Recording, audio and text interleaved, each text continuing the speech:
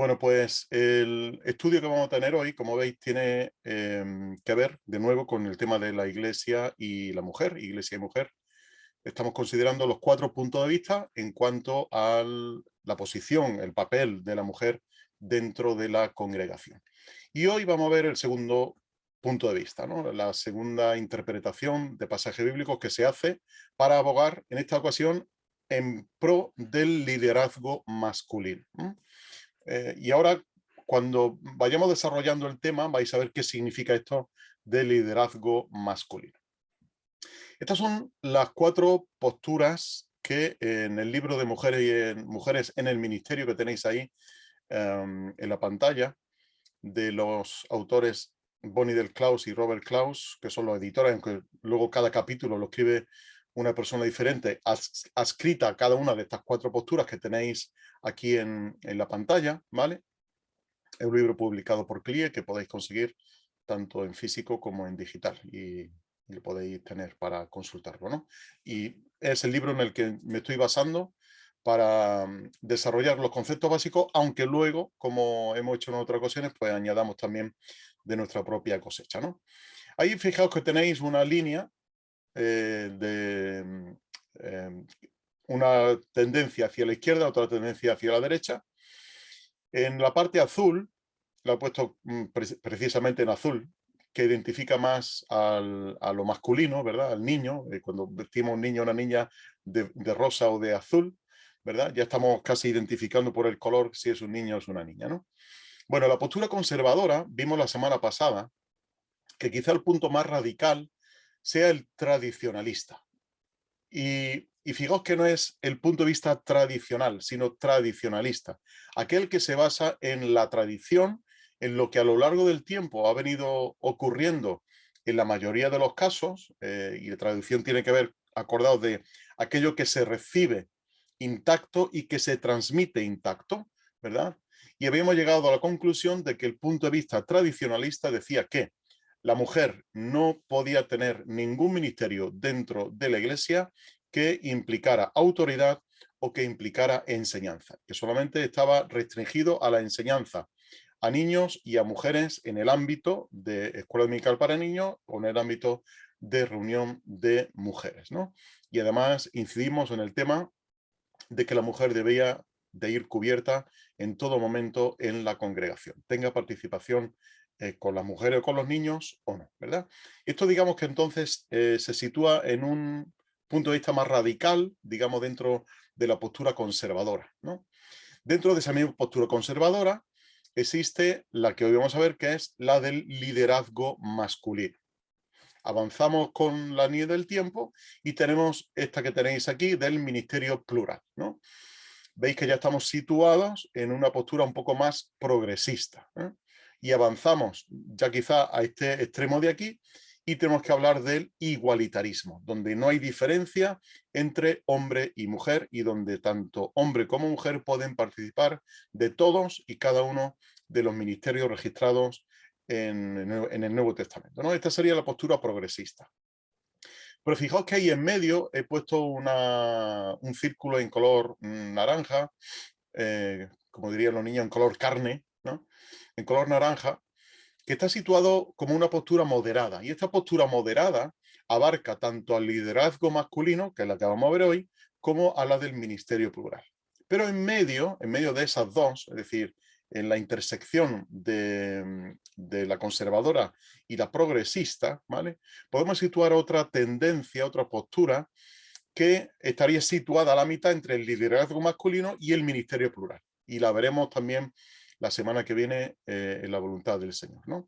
Así que estos serían las 3 tendencias que existen en cuanto a la posición de la mujer dentro de la congregación, una postura conservadora, una postura progresista y una postura en medio que podríamos llamar moderada. Y dentro de esa moderación, pues habrá otra ahí intermedia que ya comentaré, como digo, en otro momento. La postura pro liderazgo masculino, su lema sería: la cabeza de la mujer es el hombre.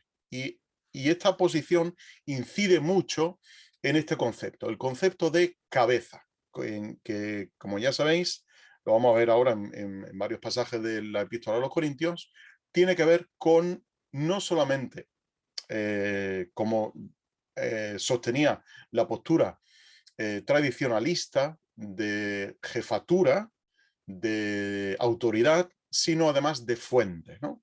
Y aquí esta postura pro liderazgo masculino aboga por ese concepto de cabeza como autoridad, ¿no? Y este sería el fundamento, estos son los tres fundamentos en los cuales se basa esta postura. El primer fundamento es un fundamento que se llama de igualdad ontológica, no asustéis de la palabra. La ontología tiene que ver con el ser, con la esencia. Es una palabra griega, dos palabras griegas que significa el ser, ¿no? Tiene que ver con el ser, con la esencia de las cosas. Y en este caso, la postura pro liderazgo masculino dice que hombre y mujer han sido creados en igualdad. Comparten responsabilidades en lo que se llama una custodia compartida sobre el resto de la creación, porque en Génesis 1:27 tanto al hombre como a la mujer se les encarga el cuidado de la creación. Y por lo tanto, comparten los dos al mismo nivel y no uno por encima de la otra, comparten esa custodia compartida. En ese caso, al ser creados en igualdad, se dice que existe una igualdad ontológica, una igualdad del ser. No por ser mujer es menor que ser hombre. No por ser mujer hay que considerar que es inferior al hombre. La hembra no es inferior al varón. Es lo que opinan estas personas que apoyan lo de la postura pro liderazgo masculino. El segundo fundamento que tiene esta posición es que si bien no existe una subordinación ontológica, es decir, del ser de la mujer, sí existe una subordinación funcional de la mujer. Es decir, esto tiene que ver con que la mujer no es inferior al hombre por ser mujer, pero sí está subordinada porque tiene que, o no puede hacer ciertas cosas que el hombre sí tiene que hacer. La mujer tiene ciertas funciones que les están prohibidas en la escritura y que no deben de desarrollarlas. Y se apoyan también, de nuevo, en un concepto del Génesis, en un concepto creacional, digamos, o más que creacional ya sería un poco más adelante, cuando dicen que Adán le da nombre a la mujer. ¿Os acordáis del caso, ¿no? En Génesis capítulo 2, cuando Dios trae a la mujer a Adán, dice que Adán le puso nombre. Entonces ellos dicen, igual que Adán le puso nombre a los animales y dice que no se halló ayuda idónea para él, cuando Dios le trae a la mujer, Adán le pone nombre. Por lo tanto, si Adán, cuando le pone nombre a los animales, significa que tiene dominio sobre la creación, cuando le da nombre a la mujer, significa que tiene jerarquía, tiene dominio sobre la mujer. ¿Qué ocurre? Dice una autora, Susan Fogg, que es una de las máximas defensoras de esta posición, dice ella que nosotros no sabemos lo que es una jerarquía sin pecado. Es decir, cuando a nosotros nos viene a la cabeza la palabra jerarquía, inmediatamente pensamos en subordinación, pero una subordinación radical, ¿no? Una subordinación que implica el dominio, el control absoluto sobre otra persona. Por lo tanto, como este concepto no terminamos de entenderlo adecuadamente, se habla de eso, de una subordinación funcional, no ontológica, sino de función de la mujer. A la mujer le están prohibidas ciertas cosas en la escritura y tiene que aceptarlas por ser mujer. Y en tercer lugar, el tercer fundamento que apoyan estos defensores del proliderazgo masculino es que marido y mujer son una sola carne. Como son una sola carne, ninguno debe de abusar de su posición. Es decir, el marido no debe de enseñorearse de la mujer no debe de enseñorearse del marido, sino que en esa relación de igualdad y cada uno en el lugar donde Dios le ha colocado tiene que respetar esa posición, aprovechar esa posición y en sumisión mutua del uno al otro, o del uno a la otra y de la otra al uno, en esa sumisión mutua, en esa sumisión de amor, es como se desarrollan las funciones, no solamente dentro del matrimonio, sino además dentro de la iglesia. Quedaos con, al menos con una palabra de cada uno de estos fundamentos, porque son las que van a darle forma, las que van a matizar de alguna manera todo lo que después van a defender cuando sustenten un texto bíblico y defiendan con ese mismo texto bíblico que vimos también con la postura tradicionalista, ellos van a defenderlo de esta manera. Pero con estos tres postulados iniciales. En primer lugar, la igualdad ontológica, el hombre y mujer son iguales, pero la mujer está subordinada funcionalmente al hombre, no puede hacer ciertas cosas dentro de la congregación. Sin embargo, para que esto quede equilibrado, marido y mujer son una sola carne. Y como tal, no deben de abusar ninguno de la posición que Dios les ha colocado. Para ello, se basan en ciertas ilustraciones que aparecen en el Antiguo Testamento, en el periodo intertestamentario y en el Nuevo Testamento. Vamos parte a parte.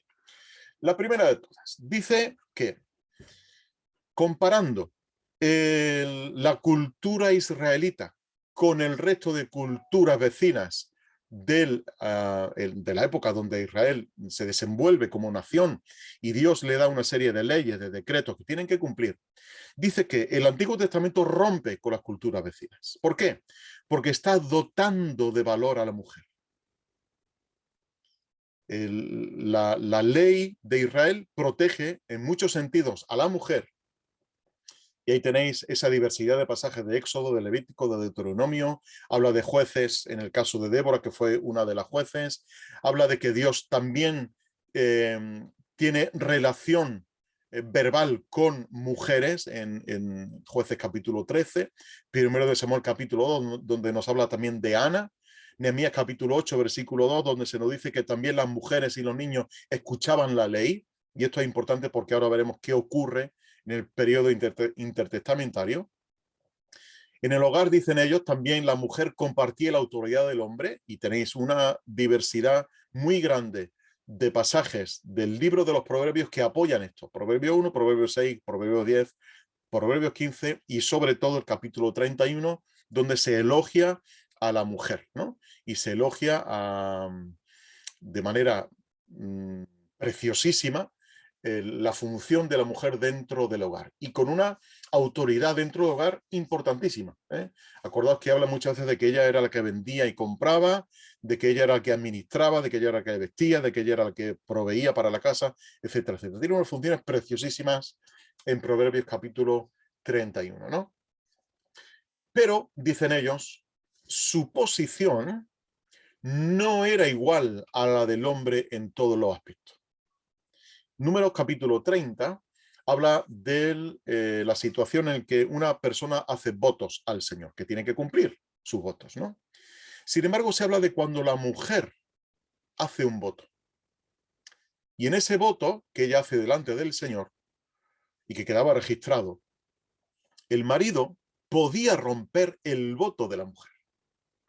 Porque quizá la mujer había comprometido en algún sentido al marido a la hora de realizar ese voto, o había comprometido de alguna manera el sustento de la familia o cualquier aspecto que tuviera que ver con el matrimonio o con la familia, y al comprometerlo y el marido no verlo con buenos ojos y bajo su criterio no era un voto adecuado, el marido estaba autorizado, según Números 30, a romper el voto de la mujer, ¿no?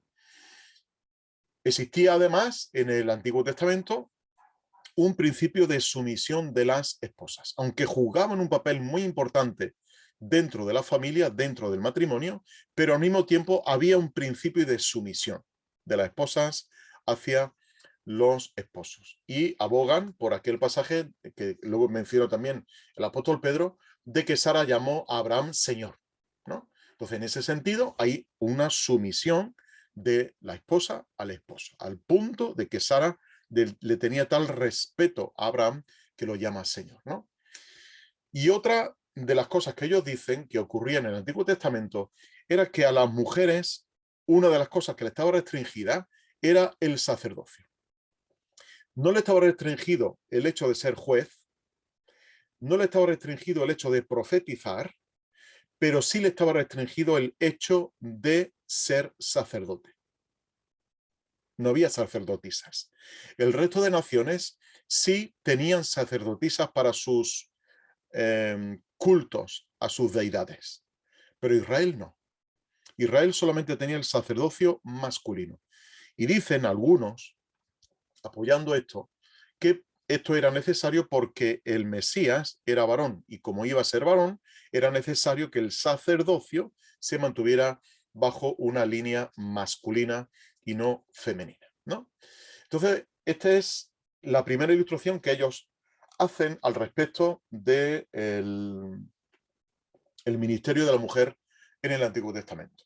Antes de pasar al Nuevo Testamento, hay un periodo que se llama el periodo intertestamentario, donde la relación entre hombre y mujer sufrió un deterioro considerable, ¿no? ¿En qué sentido? En el sentido en el que a la mujer ya se le despreciaba. A la mujer se le decía que estaba al mismo nivel que los esclavos y los gentiles. Se decía que con una mujer no se podía hablar en público. No ibas a encontrar a un rabino, a un rabí, hablar con una mujer en público, porque eso era una abominación. Al punto de que algún rabino así muy extremo decía que prefería quemar la Torá, fijaos, prefería quemar la Torá antes que enseñarla a una mujer. Así que lo que había sido en el Antiguo Testamento una restricción solamente a la función sacerdotal, ahora, en este periodo intertestamentario, antes de la venida de Cristo, a la mujer se le degrada a un nivel mucho más bajo, al punto de que no se le podía enseñar la ley, según algunos rabinos. Y por lo tanto, la mujer estaba, pues, básicamente infravalorada. Estaba en un nivel social, al nivel de esclavos y de gentiles, ¿no? Acordaos de que es muy reconocida aquella frase de algún rabino de que le daba gracias a Dios de que no lo había hecho ni gentil, ni perro, ni mujer, ¿no? Entonces, fijaos el punto en el que se había degradado el concepto bíblico y el concepto sagrado de mujer en este periodo, ¿no? Pero claro, llega ya el Nuevo Testamento. Llega el Nuevo Testamento, viene Jesús, empezamos a leer desde las mismas páginas del principio y vemos a Jesús que desafía ese estereotipo del siglo I. Acordaos que no es como acabó Esdras y Nehemías. Es lo que ocurre entre Esdras y Nehemías, perdón, entre Esdras y Nehemías y, la llegada del Señor Jesús, el inicio del Nuevo Testamento, ese periodo. Porque en Nehemías, hemos visto en Nehemías capítulo 8, que se invitaba a la mujer también a escuchar la ley. Dice que cuando Nehemías convocó al pueblo, se menciona específicamente que había mujeres y niños de pie escuchando al mismo nivel que los hombres, ¿no? Por lo tanto, no había diferenciación a la hora de escuchar la ley y de ser enseñadas. Pero en ese periodo intertestamentario se degrada eso. Y ese es el contexto más inmediato al que llega Jesús. Jesús no llega en un periodo idílico, en un periodo parecido al de Esdras y Nehemías. No, no. Había pasado mucho tiempo, había pasado mucha degradación del concepto sagrado de mujer. Y Jesús ahora desafía eso. Desafía ese estereotipo de la mujer. La mujer ya no es considerada como una esclava o al nivel de un esclavo y un gentil. Jesús se acerca a las mujeres. Juan capítulo 4 es quizá el paradigma de todo esto, ¿no? Cuando se acerca a la mujer samaritana, habla con ella y la mujer dice, hombre, ¿cómo tú te atreves a hablarme a mí, ¿no? Primero por las barreras sociales que había, barreras étnicas y otro conjunto de estereotipos que no se podían saltar. Sin embargo, Jesús desafía todo eso. Deja que una mujer le toque. Dentro de su genealogía aparecen mujeres y se elogia a esas mujeres. Es decir, que hay un cambio de paradigma. Hay un cambio de concepto. Por lo que el hombre había hecho en ese periodo intertestamentario de degradar a la mujer. Cosa que no había ocurrido en el Antiguo Testamento.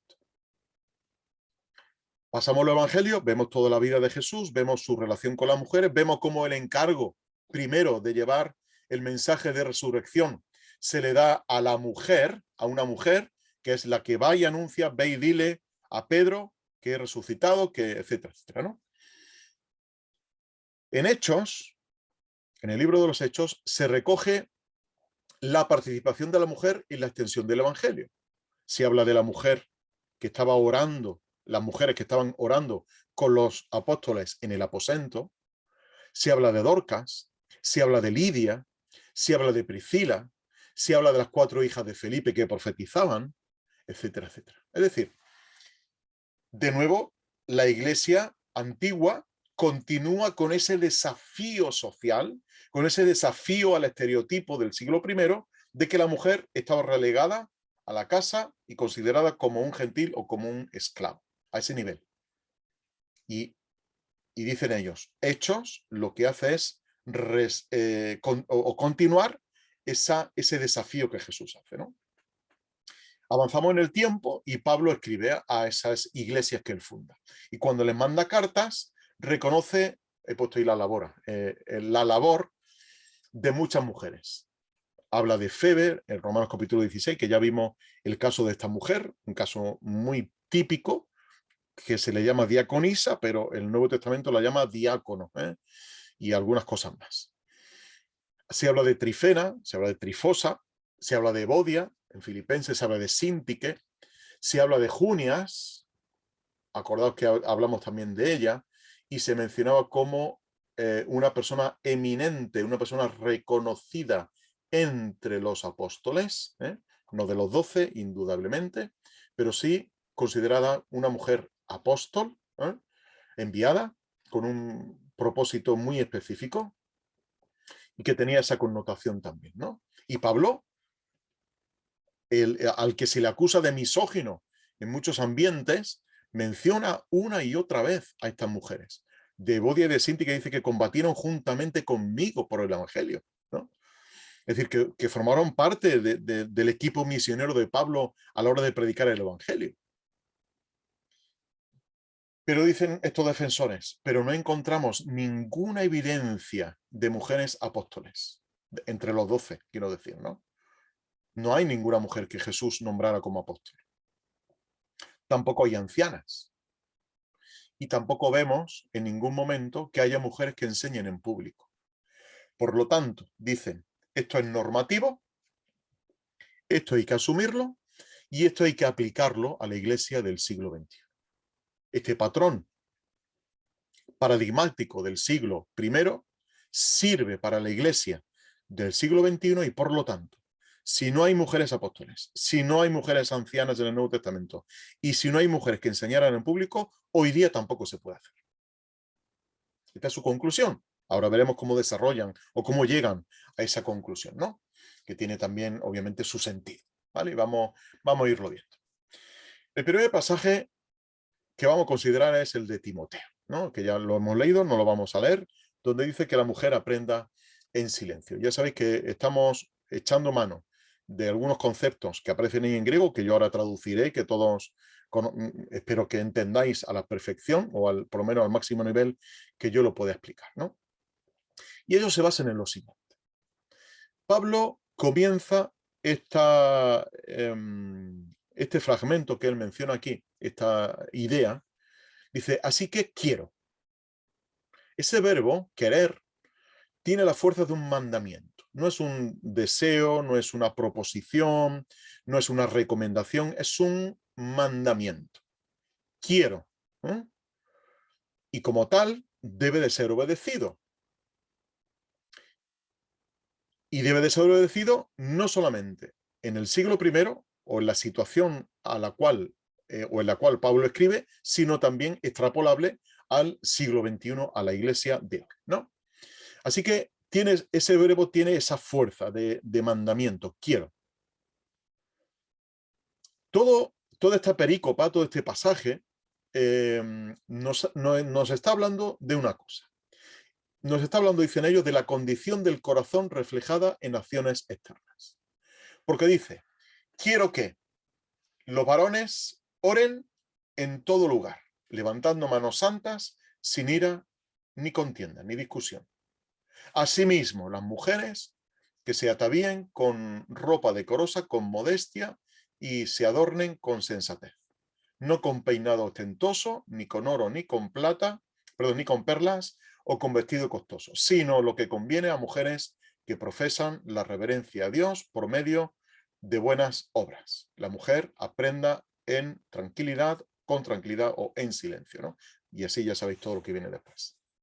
Bien, dicen ellos, todo esto, como vemos, se está refiriendo a la condición del corazón, primero se dice de los hombres, que levanten manos santas sin ira, una actitud del corazón, ni contienda, otra actitud del corazón. Y eso se refleja de manera externa cuando el varón ora en la congregación. Pero a la mujer no se le dice que también ore, dicen ellos, en la congregación con ropa decorosa, con modestia, etcétera, etcétera, ¿no? Y dicen aún más, cuando Pablo dice que la mujer aprenda en silencio o en tranquilidad, ya se están superando los límites rabínicos. La mujer puede aprender, a la mujer le estaba prohibido aprender, acordad lo que hemos visto en el periodo intertestamentario, a la mujer le estaba prohibido aprender la ley. Sin embargo, dice Pablo, a la mujer aquí sí se le permite aprender. Lo que no se le permite es enseñar. Y para eso ellos dicen, hay un verbo opuesto a aprender, y es enseñar. A la mujer sí le está permitido aprender la ley, aprender de las profecías que se den en la iglesia, etcétera, etcétera, pero no le está permitido enseñar. Y Pablo lo dice ahí en el versículo 12. A la mujer no permito enseñar. Y dicen, el verbo enseñar y el verbo aprender son opuestos. A la mujer está permitida una cosa, pero no la otra. ¿Por qué? Porque ese verbo, dicen ellos, el verbo didasco, didasken en este caso,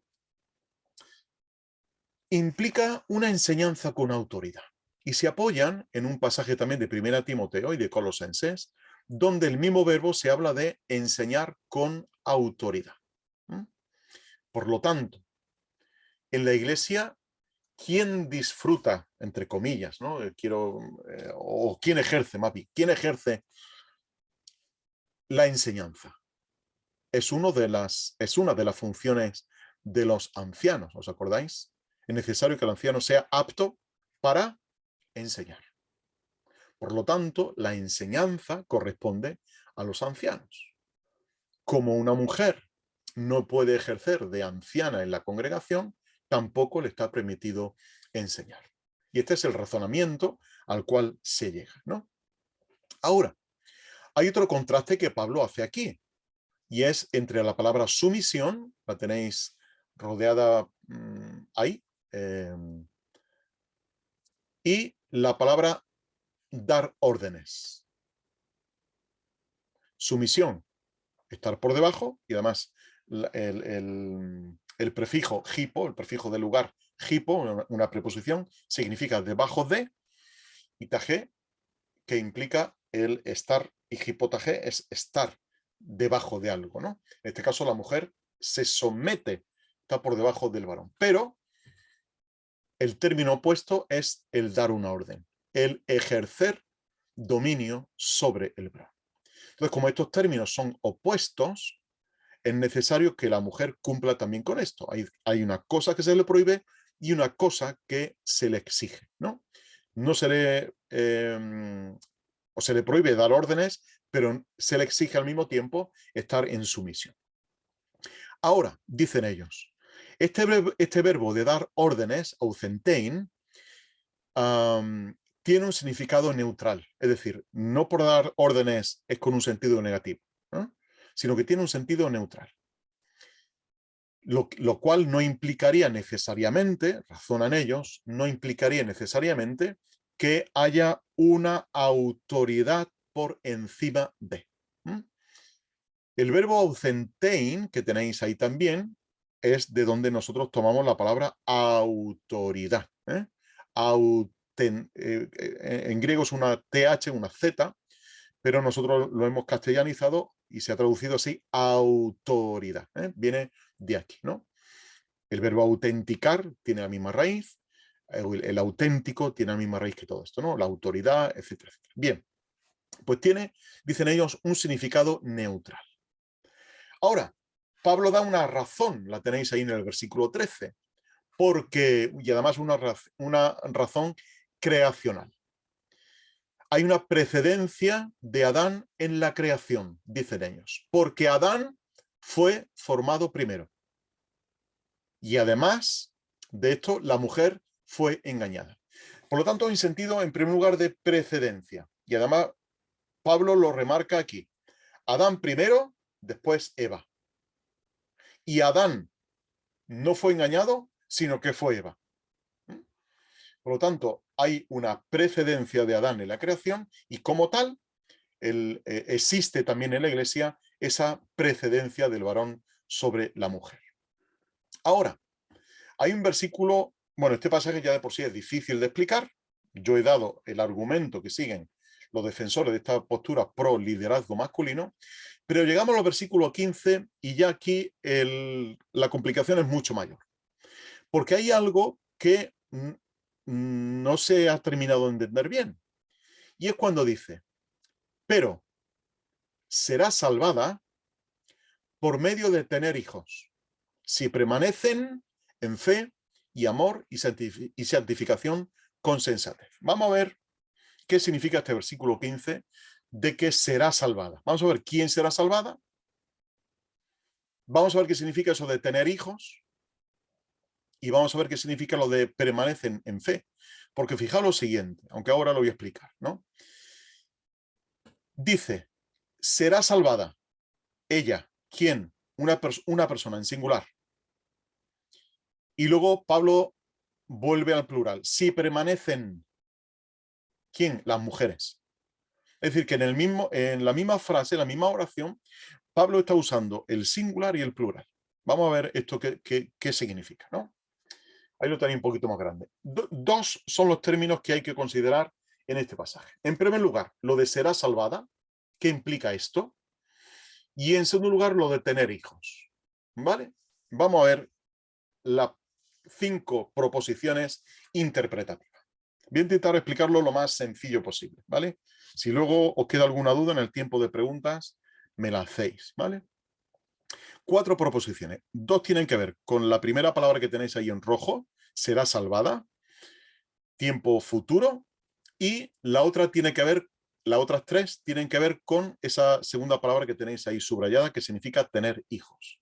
Además, una palabra que aparece solamente aquí en todo el Nuevo Testamento. No hay otro versículo que nos aclare esto. Por lo tanto, es un texto oscuro. Vamos a ver, intentar salir de esa oscuridad de alguna manera, ¿no? Bien, las posiciones son las siguientes. En cuanto a la salvación, que es la primera palabra que tenéis, se puede interpretar como en un sentido espiritual, como nosotros entendemos salvación, o en un sentido físico, de una preservación de algo físico. Entonces serían las dos. Ahora vamos a ver una combinación de esta palabra con la siguiente palabra, con sus 3 proposiciones interpretativas.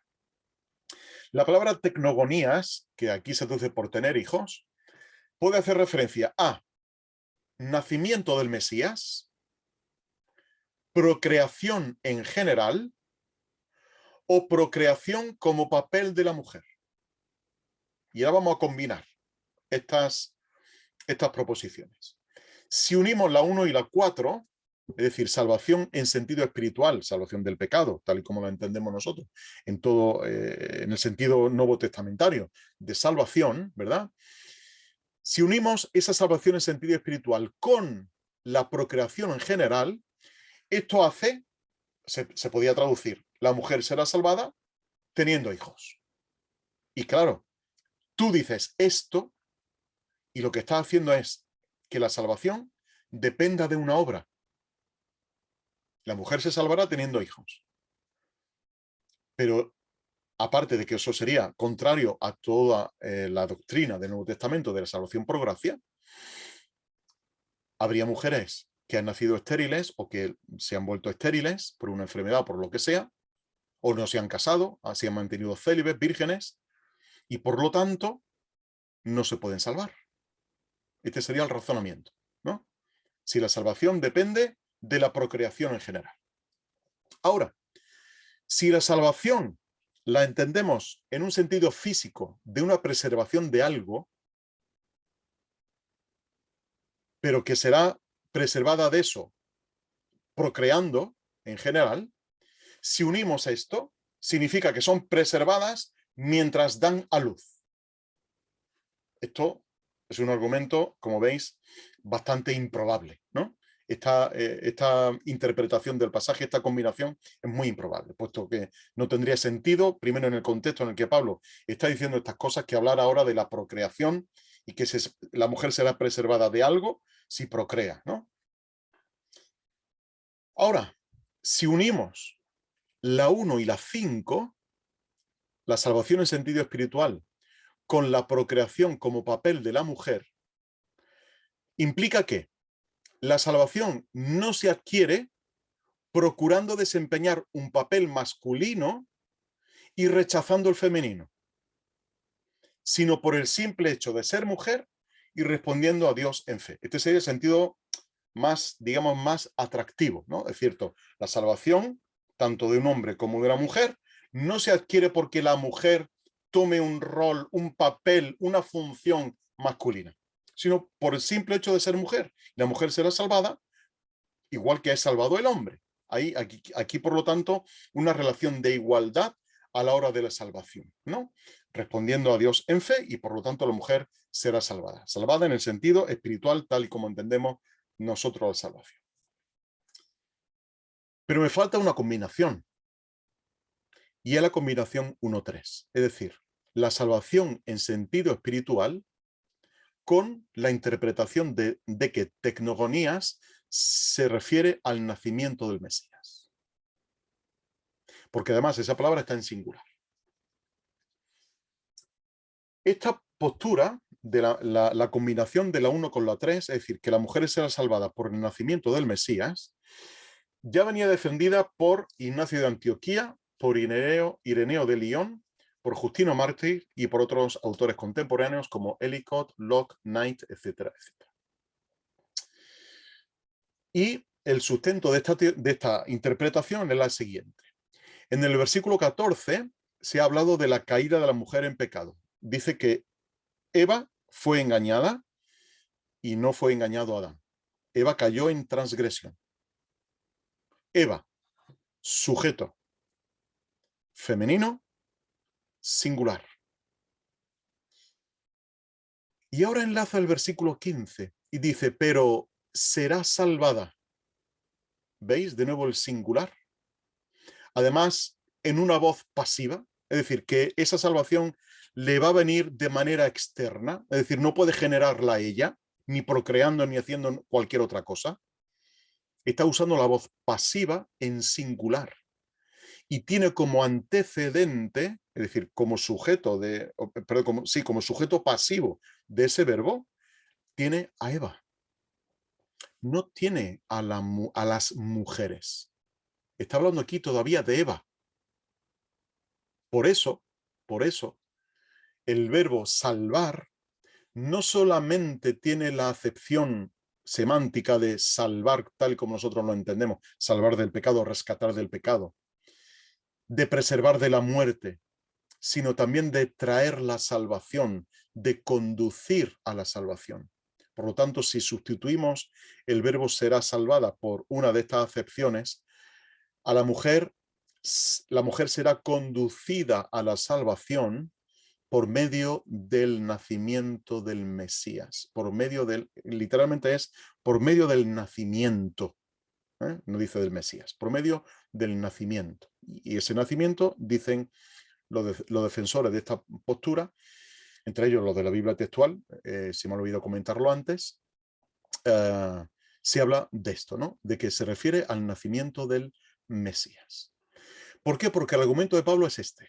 Eva ha incurrido en transgresión cuando abandonó su rol y asumió el rol del hombre, el papel del hombre, incurre en transgresión. Por lo tanto, hay una transición de Eva a las mujeres. Por eso se usa luego el plural en el verbo que viene a continuación.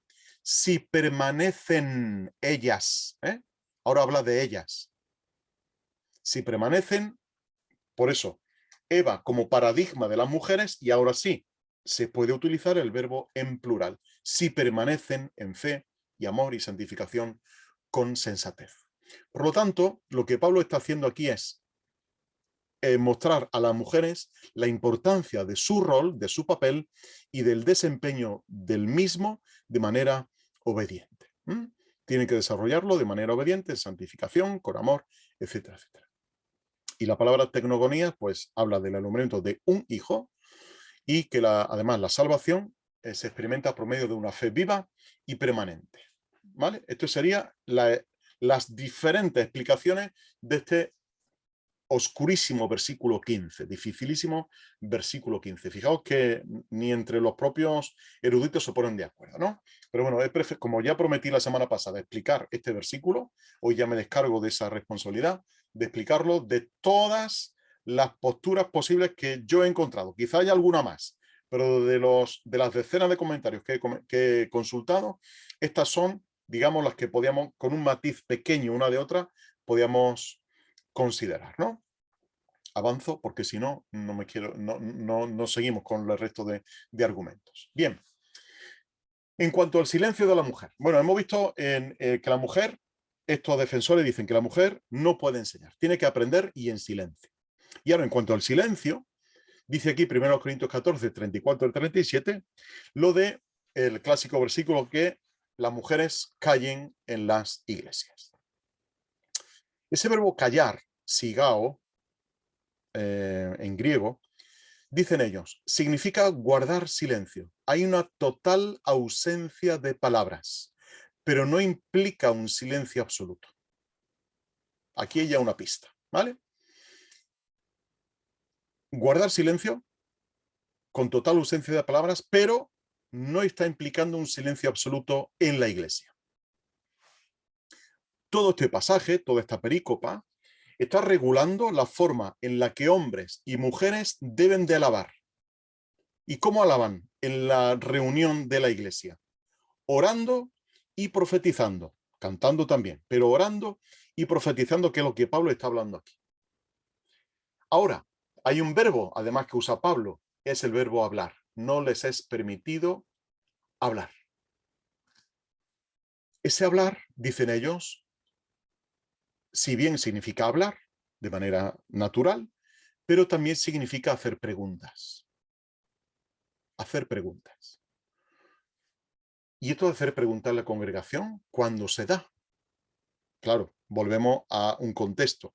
El contexto en el que Pablo está hablando, las reuniones de iglesia eran muy similares a las reuniones de la sinagoga, donde sí se podía preguntar. Era más un diálogo o una interacción entre el predicador y la congregación, donde había tiempo de preguntas y respuestas, ¿no? Se preguntaba algo que no se había entendido, etcétera, etcétera.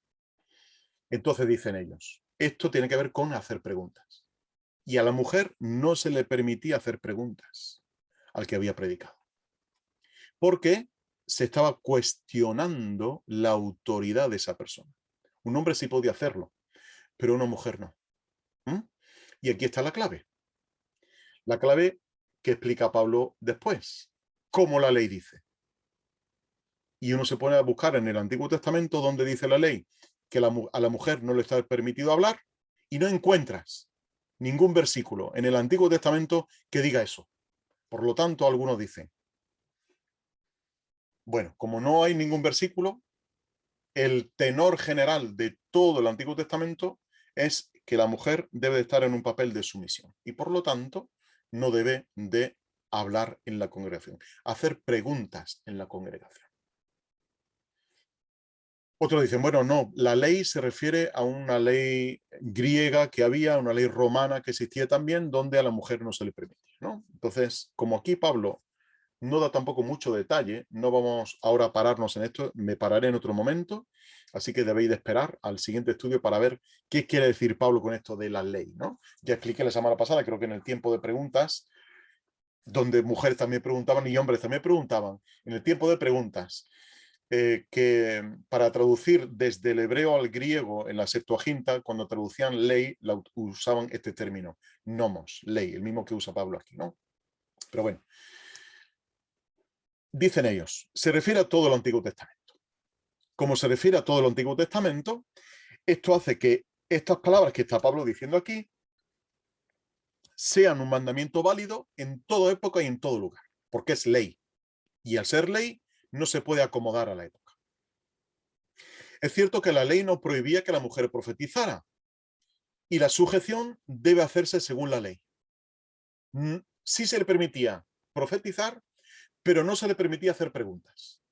Por esa cuestión de que estaba, a la hora de hacer preguntas, estaba cuestionando la autoridad del que estaba exponiendo la escritura. Y como la ley ordena la sumisión, pero no ordena el silencio, la mujer debe estar en sumisión, no en silencio. ¿Os dais cuenta de su argumento? Que está, es lógico, iba a decir parece, es que es lógico, ¿no? A la mujer sí se le ordena en la ley del Antiguo Testamento la sumisión, pero no el silencio. Porque en el Antiguo Testamento había mujeres que profetizaban, en el periodo de la Iglesia primitiva había mujeres que profetizaban, y aquí Pablo está diciendo que la mujer, ahora lo veremos en 1 Corintios 12, que la mujer que ora o profetiza, con la cabeza cubierta, etcétera, etcétera, ¿no? Por lo tanto, a la mujer sí le está permitido hablar en la congregación, pero no hacer preguntas que cuestionen lo que el predicador ha dicho. Interesante, interesante el argumento. 1 Corintios 11. Estamos hablando ahora hemos hablado del silencio de la mujer, qué significa para ellos, pero hemos visto que si es cierto que la mujer puede hablar en la congregación por medio de la oración y por medio de la profecía, pero no para hacer preguntas. Entonces, ¿cuál es la participación de la mujer? En 1 Corintios 11, del 2 al 16, es el que habla de aquello del velo, etcétera, etcétera, habla de la cabeza, etcétera. El tema principal del mensaje que está Pablo dando ahí es la manera en que hombres y mujeres oran y profetizan durante el culto. Pablo no está cuestionando si la mujer debe de orar o profetizar. No. Pablo está cuestionando la manera en que se hace. Porque da por sentado que el hombre profetiza y ora, y está dando por sentado que la mujer profetiza y ora, al mismo nivel que el hombre. Por lo tanto, dicen ellos, las instrucciones que Pablo está dando aquí no tienen que ver con aspectos culturales. Lo que Pablo está usando es un argumento, de nuevo, un argumento creacional. Es decir, que tiene una base teológica. Y al tener esa base teológica, hay que someterse a eso. Cuando se habla de que la mujer tiene que cubrirse la cabeza, la razón por la cual Pablo está hablando de eso es porque está hablando de que hay un liderazgo masculino. ¿Veis? La posición del pro-liderazgo masculino. Hay un liderazgo masculino que la mujer tiene que respetar. ¿Cómo lo respeta? Con el velo. Ahora veremos qué significa esto, ¿no? Y dicen ellos además, es que no hay mucha información sobre las costumbres que había en Corinto a la hora de reunirse como iglesia. Entonces, como no tenemos demasiada información, no podemos sacar de aquí conclusiones válidas para la iglesia del siglo XXI. O del siglo XX, o del XVIII, del que sea, ¿no? Para ello dicen, hay un elemento determinante. Y es el concepto de ser cabeza. Ser cabeza en el Antiguo Testamento, afirman, significa ser el más alto, estar al frente, ser el primero o ser el comienzo. Y todo esto implica autoridad. Y como implica autoridad, cuando se habla del hombre como cabeza, significa que tiene autoridad sobre alguien, en este caso, sobre la mujer. El pasaje de 1 Corintios 11, del 2 al 16, no está afirmando en ningún momento, no está exigiendo que la mujer se cubra la cabeza en la iglesia en todo momento, sino cuando participe verbalmente. Es decir, que si la mujer se levanta a orar, debe de cubrirse la cabeza. Si se levanta a profetizar, debe de cubrirse la cabeza. Pero mientras no lo esté haciendo, puede despojarse del velo. Lo mismo se aplica a los hombres. El hombre puede estar cubierto cuando no esté orando o profetizando, pero cuando lo haga tiene que estar descubierto. Este es su argumento. Por lo tanto, dicen ellos, lo que Pablo está poniendo como único requisito es que se cubran para que la gloria sea para Dios, en lugar de para sus maridos. De nuevo, apelan aquí a los tres principios que hemos comentado al inicio del estudio. La subordinación de la mujer, que aquí está implícita en reconocer a su marido como cabeza, y por eso está la necesidad de cubrirse, y que ella es la gloria del hombre. Por lo tanto, si ella es la gloria del hombre, necesita esa subordinación y cubrirse el cabello, cubrirse la cabeza en la reunión de iglesia, cuando participe. Por lo tanto, dicen ellos, esa igualdad de la mujer con el varón que venía de Génesis capítulo 1, versículo 27, cuando Dios crea al hombre y a la mujer, esa igualdad se muestra en su autoridad para participar en la adoración pública y audible de la iglesia. Porque claro, alguien podía argumentar, bueno, pero también puede ser que la mujer orara en silencio. Claro que sí, pero profetizar no se profetizaba en silencio. Se profetizaba oralmente, audiblemente, y de la misma manera la oración, ¿no? Por lo tanto, ahí sí tiene la mujer autoridad, pero esa autoridad es una autoridad subordinada a la autoridad del marido, ¿no? A la precedencia del marido. Pero al mismo tiempo, para que esto no se vaya de las manos, dicen ellos, hay una interdependencia del hombre y de la mujer que está relacionada con la unidad de los creyentes en el cuerpo de Cristo. Gálatas 3:28, ya no hay esclavo ni libre, ya no hay judío ni gentil, ya no hay hombre ni mujer, sino que todos sois uno en Cristo. Y por lo tanto, existe esta interdependencia. Ahora, avanzamos un poquito más. ¿Cuáles son sus conclusiones previas? En base a estos tres argumentos, en base a las tres interpretaciones que han hecho de los tres pasajes clásicos de 1 Timoteo, de 1 Corintios 11 y 1 Corintios 14, en base a esto, ¿a qué conclusión se llega? Primera, hay una estructura de autoridad marido-esposa que funciona como la relación Cristo-Iglesia, que tenemos en Efesios capítulo 5. Y esa relación de Efesios capítulo 5, donde al marido se le obliga, se le insta a amar a la esposa como Cristo amó a la iglesia, ojo al dato, como Cristo amó a la iglesia y se entregó a sí mismo por ella, ojo al dato, maridos, ojo al dato. Y a la mujer dice, y la mujer se somete al marido, ¿no? Pero al mismo tiempo dice que, dice Efesios 5, que debemos de someternos unos a otros y debemos de someternos juntos a Dios, ¿no? Por lo tanto, esa estructura de autoridad que existe en el matrimonio es la misma que debe de existir entre Cristo y la iglesia, ¿no? Con esa preciosidad que Pablo habla ahí en Efesios capítulo 5. Ahora, dicen ellos, 1 Timoteo 2:12 prohíbe que las mujeres sean ancianas, pastoras y maestras, puesto que los requisitos que se dan para ser anciano son exclusivos de los varones. Cuando se dice marido de una sola mujer, aquí ya se está excluyendo a las mujeres, ¿no? Por lo tanto, no pueden ser ancianas, pastoras, ministras o maestras, ¿no? ¿Por qué? Porque una de las funciones principales de los ancianos de las congregaciones es enseñar. Y aquí no vale decir, bueno, enseñar cualquier cosa. No, señor, enseñar la escritura. No licuemos, no diluyamos el concepto bíblico. La enseñanza que el anciano tiene que dar en la congregación es una enseñanza con autoridad. No vale decir, bueno, pero podemos enseñar a evangelizar, podemos enseñar a repartir. No, está hablando de enseñar la Escritura.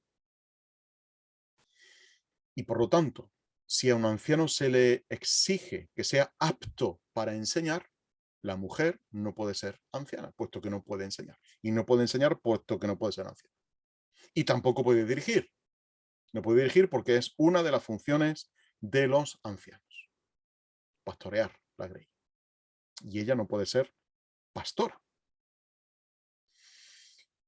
Y cuando se habla del silencio, ahí en primera a los Corintios, capítulo 14, se está refiriendo a que no pregunte durante el periodo de instrucción que había. Había un momento en el que se hacía preguntas al que estaba exponiendo la escritura y en ese momento no podía preguntar.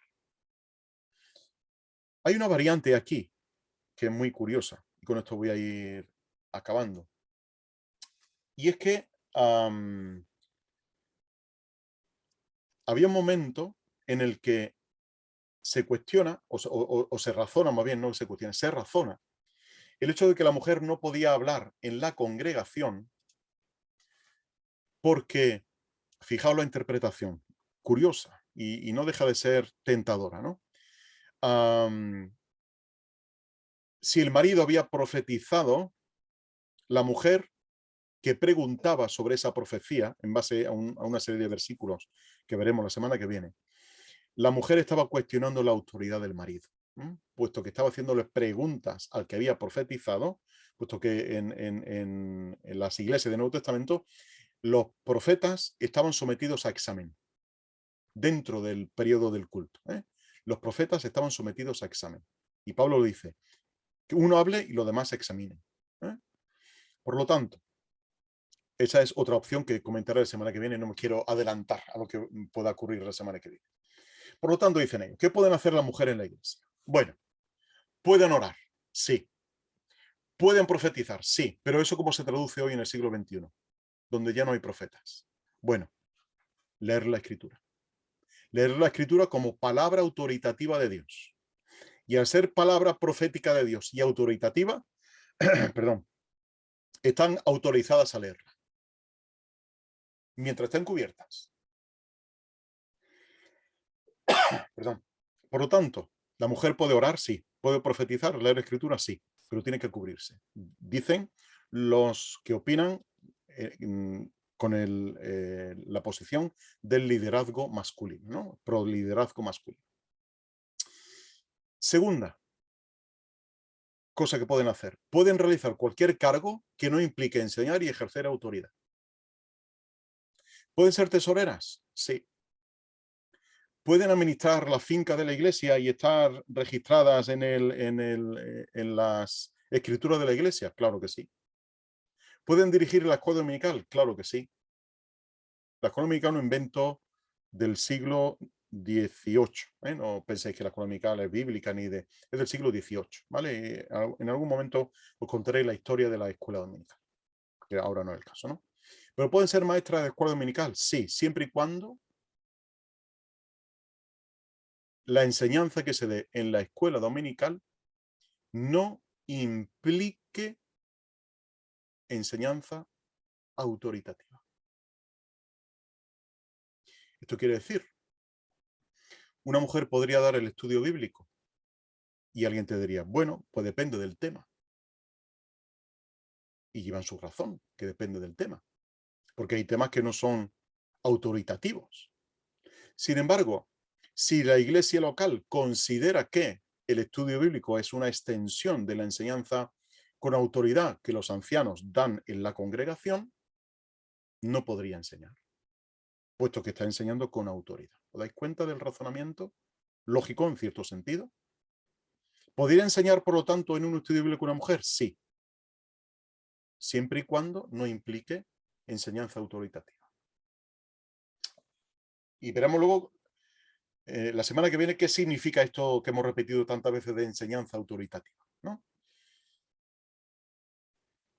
En razón de esto, del punto 3, de que de los dones mencionados en 1 Corintios, capítulo 12, versículo 28, cuando dice que en efecto Dios puso en la iglesia primero apóstoles, segundo profetas, tercero maestros, después poderes, después dones de sanaciones, después dotes para ayudar, dotes para ministrar, diversidad de lengua, etcétera, etcétera, etcétera.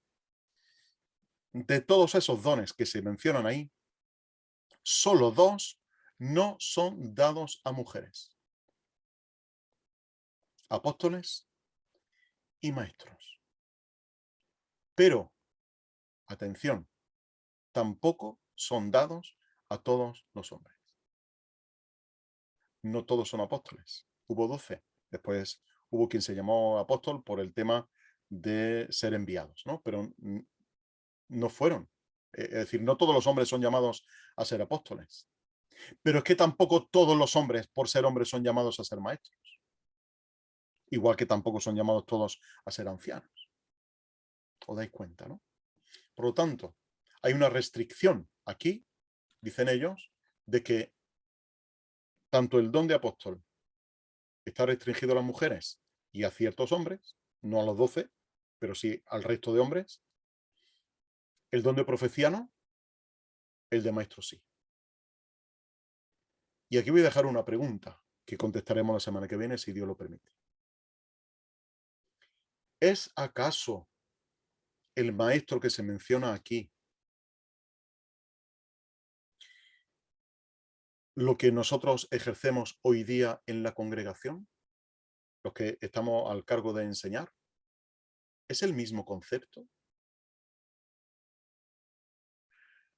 Porque había maestros en la iglesia primitiva que enseñaban la escritura.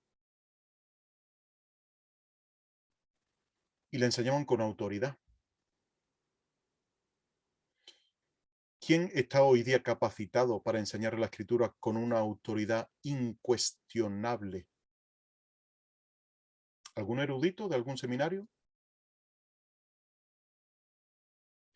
Porque Hechos 17:17, cuando Pablo, fijaos, Apolos y algunos más llegaron predicando la escritura, llegaron predicando el evangelio, ¿qué hicieron los de Berea? Cuestionar si estas cosas eran así. Y comprobaban con la escritura si estas cosas eran así. ¿Os dais cuenta? Es decir, que hay un criterio de discernimiento que todos debemos de ejercer. Y no fiarnos de cualquiera que venga enseñando cualquier cosa, sino la que se conforme a la sana doctrina, contenida en la escritura. Y claro, ahora entramos en el tema de la interpretación, ¿no? Ya, pero es que este maestro interpreta así, el otro maestro interpreta así. ¿A quién le vamos a dar la autoridad? ¿Os dais cuenta? Aquí hay una cosa conceptual importantísima, bajo mi punto de vista, ¿eh? Estoy hablando ahora a nivel personal. Una cuestión conceptual importantísima. Y es, ¿a quién se le denomina hoy maestro con autoridad? Y ahí voy a dejar la pregunta. Porque Santiago pregunta en el capítulo 3. No pregunta, dice, no os hagáis maestros muchos de vosotros. A ver qué significa eso. Bueno, eso creo que lo veremos el domingo en la predicación, ¿no? Pero ¿qué significa ser un maestro con autoridad? Con esto quiero decir que lo que yo estoy enseñando a vosotros en esta ocasión es una serie de conceptos y de argumentos sostenidos bíblicamente por un grupo de personas que hablan del liderazgo masculino. Que la mujer puede orar, puede profetizar, pero no puede ser anciana ni enseñar con autoridad. Pero es que te vas a otro sector y con autoridad te hablan también de eso, y te vas al otro y con autoridad te hablan también de eso. Por lo tanto, ¿dónde está la autoridad? ¿Y quién tiene la autoridad para ser incuestionable? Aquí está el concepto que, como digo, desarrollaremos la semana que viene. ¿Quién es un maestro con autoridad? ¿Por qué a la mujer no se le permite enseñar? ¿Qué quiere decir eso? Lo de enseñanza con autoridad. Bien, lo dejamos aquí. Continuaremos Dios mediante la semana que viene con otra posición y otro concepto también muy interesante sobre la enseñanza con autoridad.